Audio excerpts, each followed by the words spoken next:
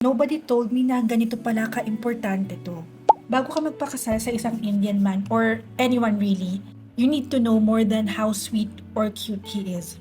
Real talk. Kasi sa totoo lang, mabait sa'yo is not enough. Ito yung first part ng The Truth About Marrying into an Indian Family natin na series. Bago tayo pumunta sa kasalan, no? Syempre dapat doon muna tayo sa sino ba pakakasalan mo? Kasal agad? Kilalanin muna natin. So ito yung mga dapat mong tignan bago ka mag-say yes.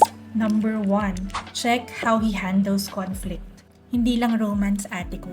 Hindi lahat ng mabait sa text or chat ay ganun din in person. Lalo na pag nagka-problema kayo. You really have to observe paano yung reaction niya kapag may misunderstanding kayo. Tahimik ba siya?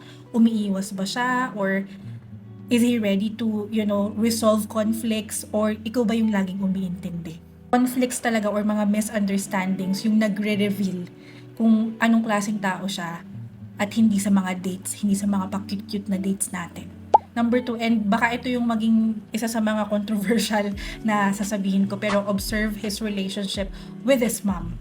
Alam nyo dati, sinasabi ko na pagka yung lalaki ay, or yung isang tao ay maganda yung relationship sa mother niya or sa parents niya, okay sa akin yun, good sign yun. This is not about mother-in-law bashing. Alam nyo naman na close ako sa mother-in-law ko, pero really about boundaries. Kasi kung lahat ng desisyon dumadaan kay mommy, kung anong ulam, saan kayo titira, medyo pag-isipan mo ng mabuti, girl. Wala namang problema na ang isang lalaki ay mamas boy. Alam naman natin na ang mga lalaki dito sa India na anak, sila yung kumbaga parang favorite. Kahit ang isang tao or isang lalaki ay mamas boy, dapat makita nyo na kaya niyang padindigan yung sarili niya, kaya niyang magdesisyon para sa sarili niya na hinagalang ng parents at ng mommy niya yung mga desisyon or mga salitang binibitawan niya. Boundaries lang. So again okay lang maging mamas boy, baka sabihin ninyo na masyado ko namang kinukrucify yung pagiging mamas boy. Okay lang maging mamas boy, pero dapat may boundaries. Lalo na, syempre, pag nakikipagrelasyon tayo, ano bang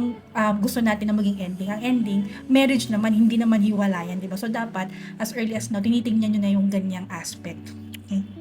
Next na, very important na kailangan mong malaman. Kailangan mo siyang tanungin, are you the eldest son? An only son?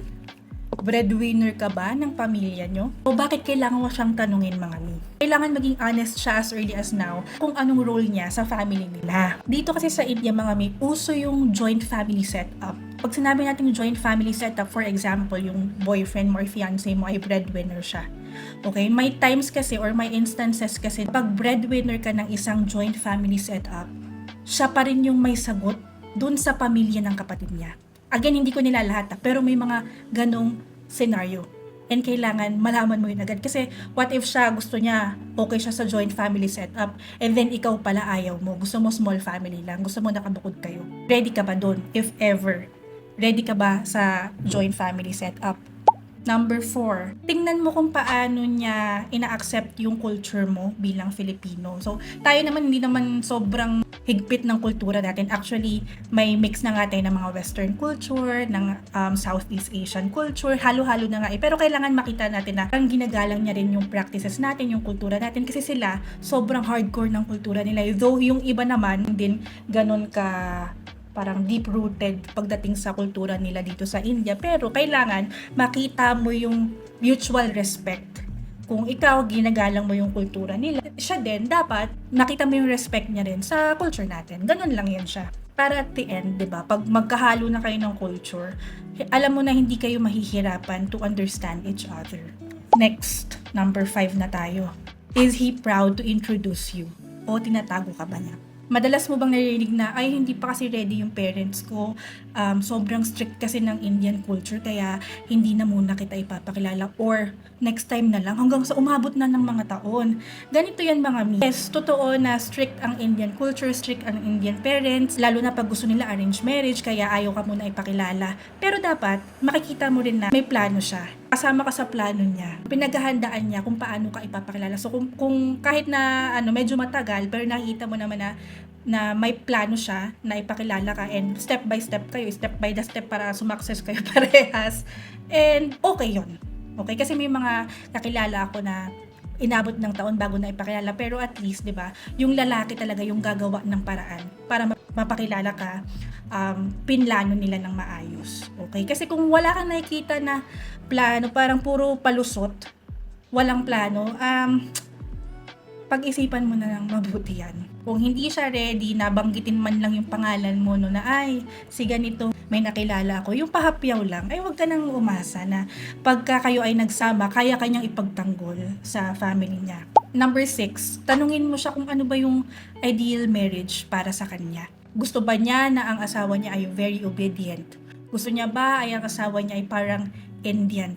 Pero ang asawain niya ay foreigner. Or gusto niya ba yung asawa niya, partner niya sa buhay, parehas niya nagtatrabaho, parehas niyang career person, yung mga ganun. Kailangan magkaintindihan kayo as early as now para pag mag-asawa na, alam niyo kung ano yung goals niyo sa marriage niyo.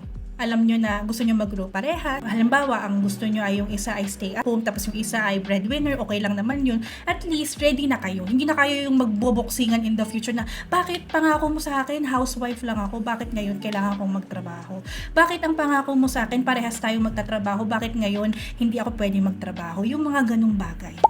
So itong mga natutunan ko rin to dun sa mga messages na nare-receive ko. So hindi lang siya galing from my personal experience, pero dun sa mga story, ibang mga Filipinas na nakapangasawa ng Indians. Actually, marami pang mga experiences. Yung iba sinuwerte sa asawa, yung iba naman hindi. And just to be clear mami, hindi ko sinasabi na lahat ng lalaki ay masama. Hindi rin naman ibig sabihin na pag Indian siya, red flag na kaagad.